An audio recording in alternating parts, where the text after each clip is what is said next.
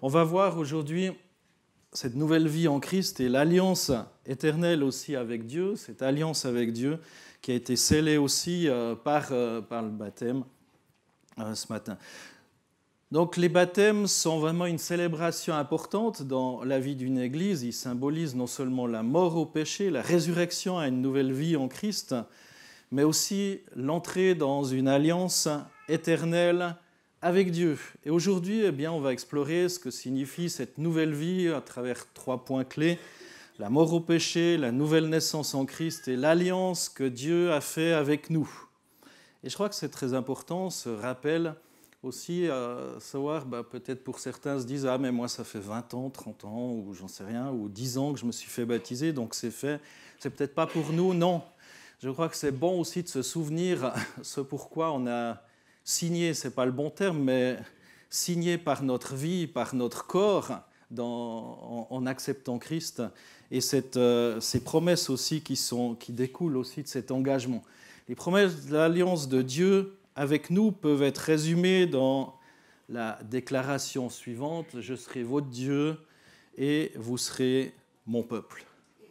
Alors on trouve cette expression à plusieurs endroits dans la Bible, dans Lévitique 26, 12, c'est rappelé dans Jérémie 7, c'est rappelé encore dans Jérémie 31, 33 ou dans Ézéchiel 36, dans 2 Corinthiens 6, Apocalypse 21, etc., etc. « Je serai votre Dieu et vous serez mon peuple ». On est appelé à être le peuple de Dieu.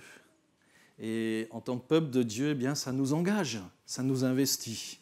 L'alliance de la grâce de Dieu avec nous ôte la barrière du péché entre Dieu et son peuple. Et tous les avantages du salut, y compris la vie éternelle, sont garantis par cette alliance de grâce. Alors je vous ai dit que mon premier point ce matin concernerait la mort au péché. Et ça, évidemment, il y a un texte magnifique qui en parle, ce texte de Romains 6, versets 1 à 11, qui nous dit « Que dirons-nous donc ? Allons-nous persister dans le péché afin que la grâce se multiplie ? Certainement pas. Nous qui sommes morts pour le péché, comment pourrions-nous encore vivre dans le péché ?» On pourrait s'arrêter là, et c'est tellement important, les choses aussi. Verset 3. « Ne savez-vous pas que nous tous qui avons été baptisés en Jésus-Christ, c'est en sa mort que nous avons été baptisés. Nous avons donc été ensevelis avec lui par le baptême en sa mort, afin que, comme Christ est ressuscité des morts par la gloire du Père, de même nous aussi nous menions une vie nouvelle. En effet, si nous avons été unis à lui par une mort semblable à la sienne, nous le serons aussi par une résurrection semblable à la sienne. Nous savons que notre vieil homme a été crucifié avec lui afin que le corps du péché soit réduit à l'impuissance et qu'ainsi nous ne soyons plus esclaves du péché. En effet, celui qui est mort est libre du péché. Là encore, Dieu est venu pour nous libérer, plus esclaves du péché. Il y a cette puissance du Saint-Esprit qui agit en nous afin qu'on ait cette part à cette liberté. Verset 8, « Or, si nous sommes morts avec Christ, nous croyons que nous vivrons aussi avec lui. Car nous savons que Christ, ressuscité, ne meurt plus. La mort n'a plus de pouvoir sur lui. Christ est mort et c'est pour le péché qu'il est mort une fois pour toutes. Maintenant qu'il est vivant, c'est pour Dieu qu'il vit. De la même manière, vous aussi, considérez-vous comme morts pour le péché et comme vivants pour Dieu en Jésus-Christ, notre Seigneur. » Considérez-vous comme morts au péché. Choisir Jésus. Versets 3 et 4. « Ne savez-vous pas que vous avez été baptisés en Jésus-Christ, c'est en sa mort que nous avons été baptisés. Nous avons donc été ensevelis avec lui par le baptême en sa mort, afin que, comme Christ est ressuscité des morts par la gloire du Père, de même nous aussi, nous menions une vie nouvelle. » C'est un avant-goût du ciel. Déjà un avant-goût de ce qu'on vivra lorsqu'on mourra vraiment physiquement. Là, c'est déjà une première mort, une mort à soi-même, une mort au péché, une mort à peut-être notre précédente vie sans Dieu, où on n'avait pas vraiment choisi ce chemin. Et c'est un avant-goût en se disant, mais j'ai déjà eu part à cette résurrection. Et c'est cette certitude que lorsque ce sera le moment, on sera réellement ressuscité, on entrera dans la présence de Dieu. Le baptême symbolise l'identification avec la mort de Jésus. Et en étant plongé dans l'eau, on proclame notre mort au péché. Ça signifie un renoncement volontaire à notre ancienne manière de vivre. On ne vit plus de la même manière lorsqu'on s'est engagé avec le Seigneur. Et si tu vis de la même manière, pose-toi la question pourquoi, parce que c'est certainement pas correct. Notre ancienne manière de vivre qui est marquée par la désobéissance et la séparation d'avec Dieu. Désormais, d'être engagé avec le Seigneur, ça nous engage à marcher de façon cohérente avec lui. La mort au péché n'est pas seulement une étape symbolique, mais une réalité spirituelle qui doit se manifester dans notre quotidien. Vous connaissez tous la métamorphose du papillon. Imaginez la vie d'une chenille, elle rampe sur le sol, elle mange des feuilles, elle a une perspective très limitée du monde. Sa vie est définie par des habitudes terrestres et une existence confinée. Elle se traîne finalement littéralement sur le sol.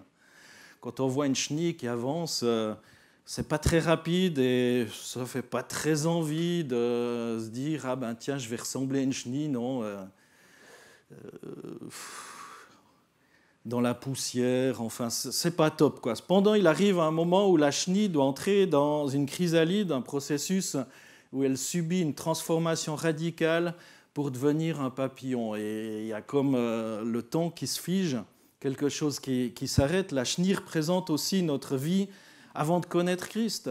On est souvent enchaîné par des habitudes, des comportements, des désirs qui nous éloignent de Dieu et un petit peu comme elle, on se traîne dans ce monde et cette vie est marquée par la limitation et une perspective étroite. Même si on a l'impression que tout est bien, on se dit mais c'est pas finalement si mal de se traîner par terre. Non, il y a d'autres choses. Dieu désire qu'on prenne notre envol dans ce monde. Ensuite, il y a cette transformation dans la chrysalide et la chrysalide symbolise la mort au péché.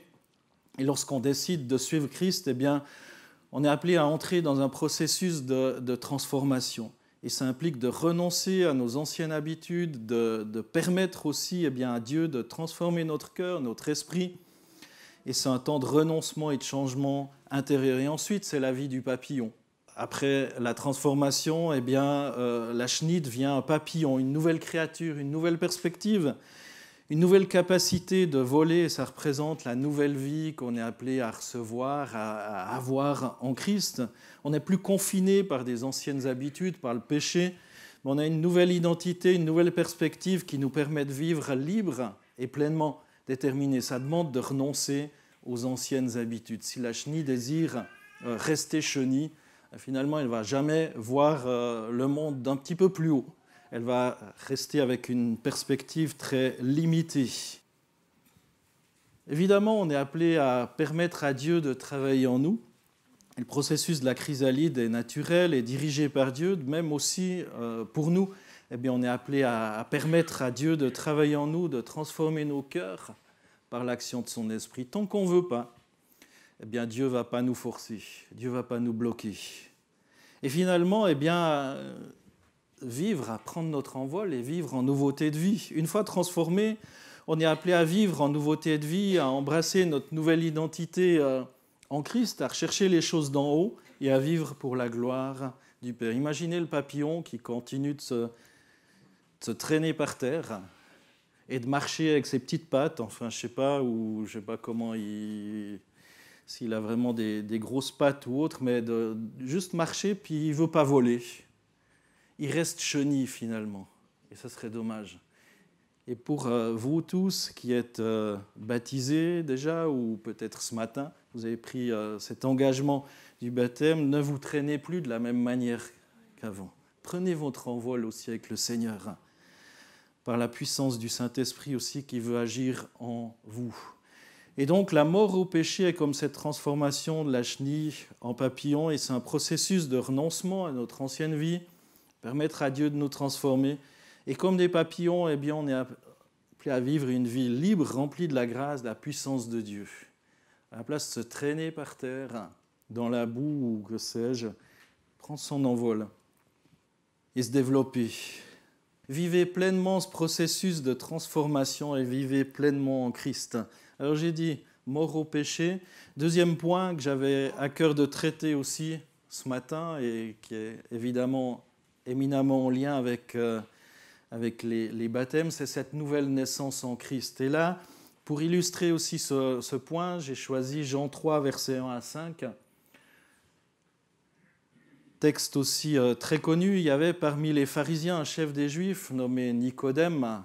Il vint de nuit auprès de Jésus et lui dit « Rabbi », ça veut dire maître, « nous savons que tu es un docteur venu de la part de Dieu, car personne ne peut faire ces miracles que tu fais si Dieu n'est avec lui. » Jésus lui répondit « En vérité, je te le dis, si un homme ne naît de nouveau, il ne peut voir le royaume de Dieu. » Nicodème lui dit « Comment un homme peut-il naître quand il est vieux ? Peut-il une seconde fois entrer dans le sein de sa mère et naître ?» Jésus lui répondit, en vérité, je te le dis, si un homme ne naît d'eau et d'esprit, il ne peut entrer dans le royaume de Dieu. D'eau et d'esprit, par la puissance du nom de Jésus.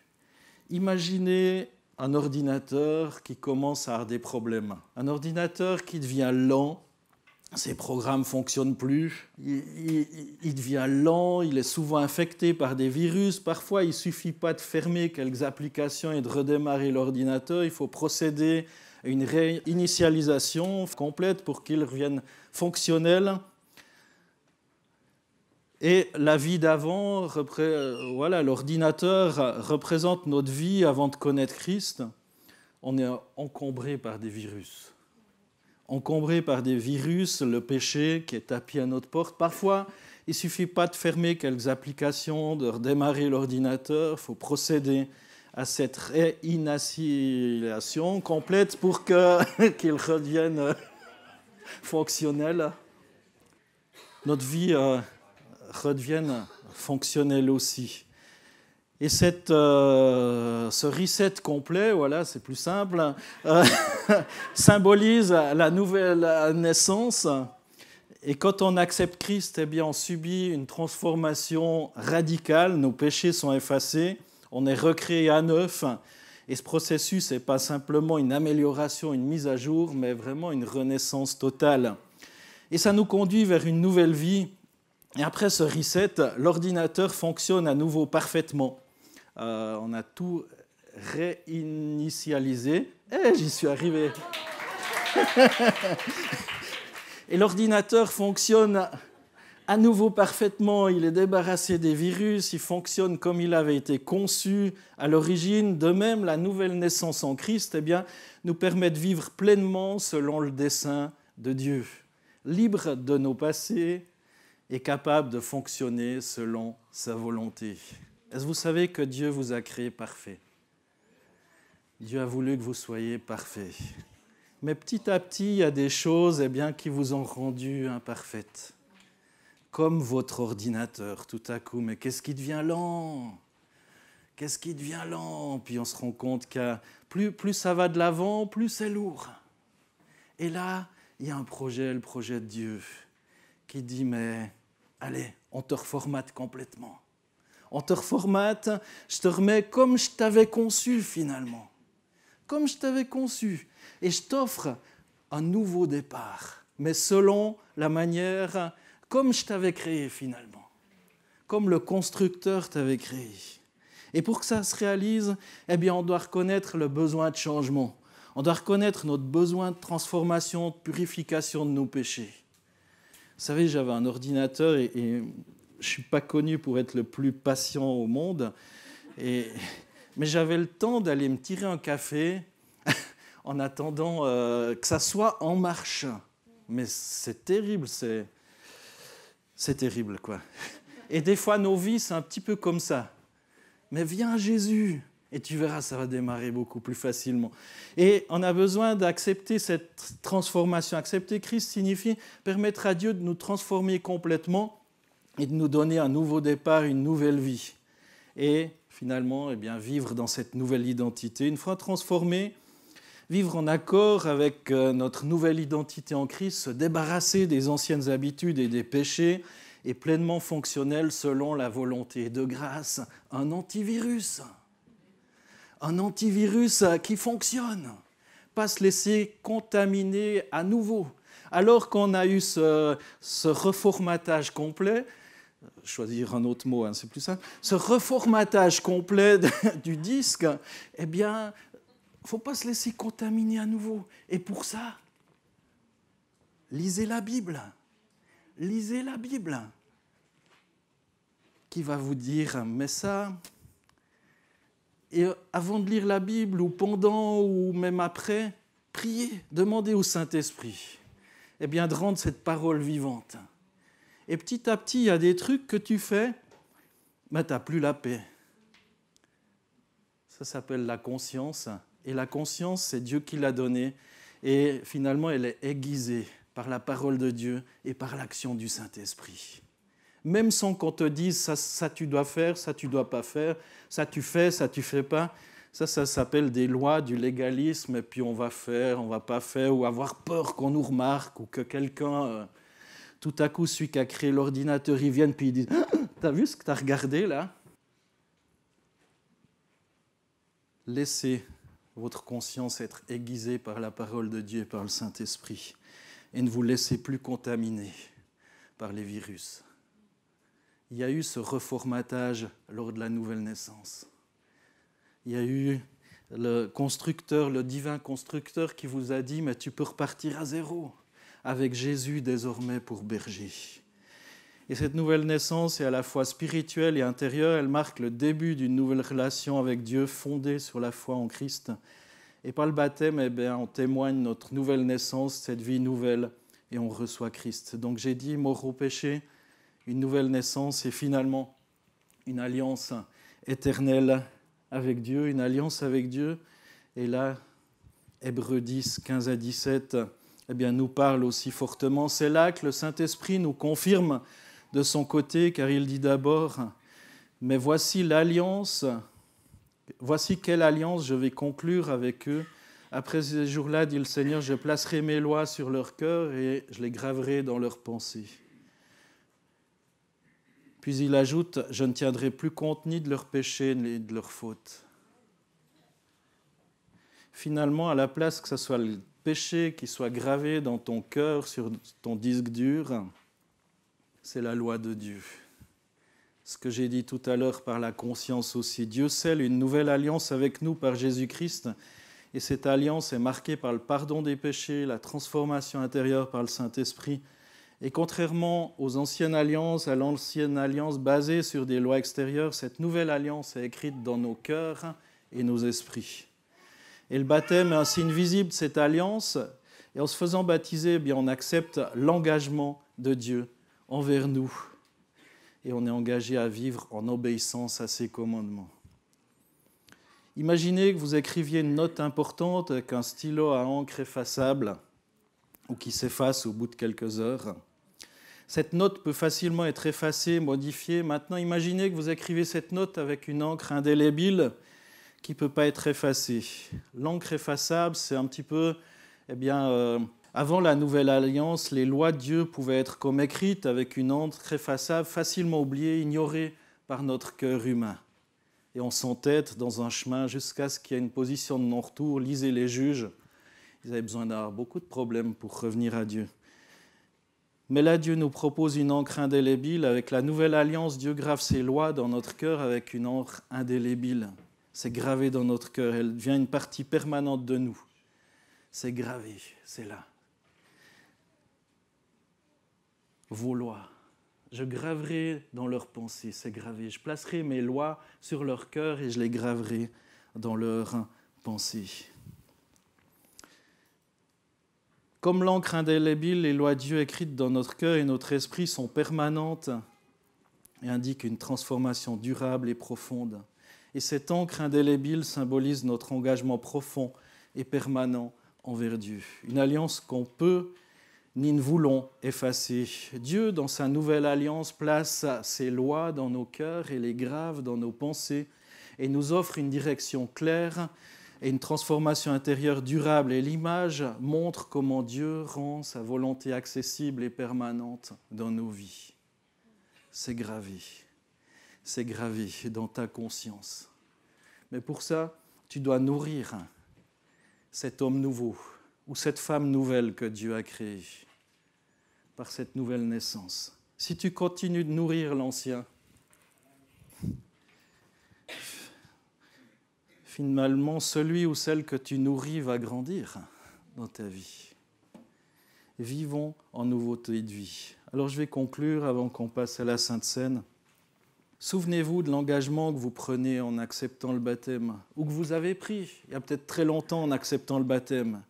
C'est une réponse à l'amour et à la fidélité de Dieu, même si les années ont passé. Laissez la parole de Dieu transformer vos cœurs, vos esprits en vivant chaque jour en accord avec cette nouvelle alliance.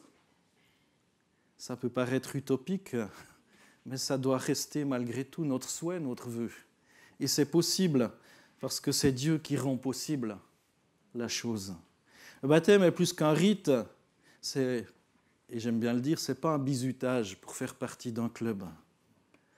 Mais c'est vraiment ce symbole qu'on est mort à une ancienne réalité et ressuscité à une nouvelle réalité en Christ. C'est une déclaration puissante de la transformation que Dieu opère en nous et de l'alliance qu'il fait avec nous. Et en mourant au péché, on reconnaît Christ et il peut entrer dans notre vie. On entre dans cette nouvelle alliance et on proclame la gloire de Dieu et le pouvoir de son salut. Alors que cette journée où on a vécu des baptêmes et on a entendu ces témoignages, c'est une occasion aussi pour nous tous. Même si vous dites, pour moi, c'est vraiment du passé, mais vivez toujours comme ce beau papillon. Laissez-vous pas infecter par des virus de toutes sortes. C'est une occasion ensemble de célébrer la vie nouvelle qu'il nous offre en Jésus. Aujourd'hui, on a vu un peu ce rappel, ce que ça signifie, cette nouvelle vie. Et ces 3 points clés dont je vous ai parlé, la mort au péché, la nouvelle naissance en Christ et l'alliance que Dieu a faite avec nous. La mort au péché, c'est comme cette transformation de la chenille en papillon. C'est un processus de renoncement à notre ancienne vie, permettre à Dieu de nous transformer, vivre une vie nouvelle, libre et remplie de la grâce et de la puissance de Dieu. Deuxième chose, cette nouvelle naissance est à la fois spirituelle et intérieure. Elle marque le début d'une nouvelle relation avec Dieu ou de la continuité d'une relation avec Dieu. Fondée sur la foi en Christ, c'est comme si on est réinitialisé par Dieu. Waouh! Comme quoi les miracles ne sont pas finis aujourd'hui.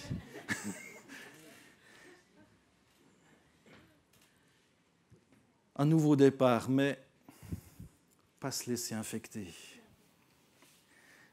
Pas se laisser infecter. C'est comme un ordi tout nettoyé et autre. Tu vas pas mettre d'antivirus. Tu vas laisser plein de mauvaises choses revenir finalement. Au bout de peu de temps, c'est comme si rien ne s'était passé. Et nous aussi, on est engagés, investis face à Dieu. Et Dieu, dans sa nouvelle alliance, place ses lois dans nos cœurs, les grave dans nos pensées, et il nous offre une direction claire et une transformation intérieure durable. Amen.